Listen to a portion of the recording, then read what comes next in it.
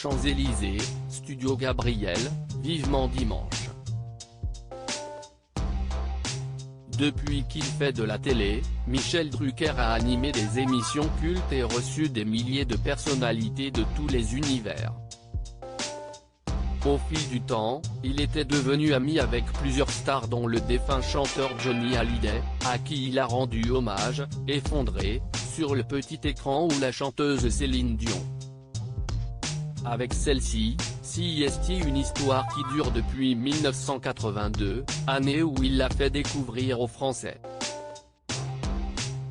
Dans les pages du numéro spécial 1500 de Gala, qui consacre une thématique entière à la célébrité en donnant la parole à diverses stars, on découvre que le grand public hexagonal a placé Céline Dion sur la première marche du podium des stars préférées. L'occasion de dresser son portrait et de faire intervenir un de ses proches, Michel Drucker. Ici, à Paris, tout a débuté. J'ai senti de façon intuitive que ce duo-là, avec René Angélil, son manager puis son mari, note de la rédaction, qui se dévorait du regard, n'était pas de passage, se souvient-il.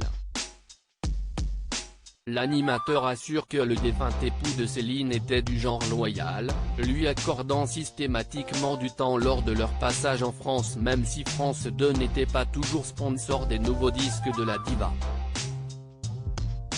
René s'est toujours montrée très reconnaissante envers moi.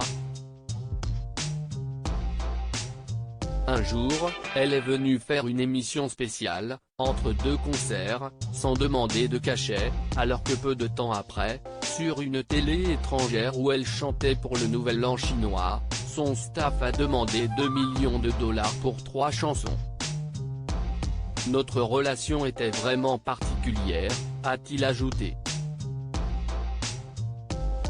Michel Drucker, qui a profité de cette interview pour évoquer la santé de Céline, a aussi dévoilé une petite anecdote qui en dit long sur la profonde amitié que le couple avait pour lui.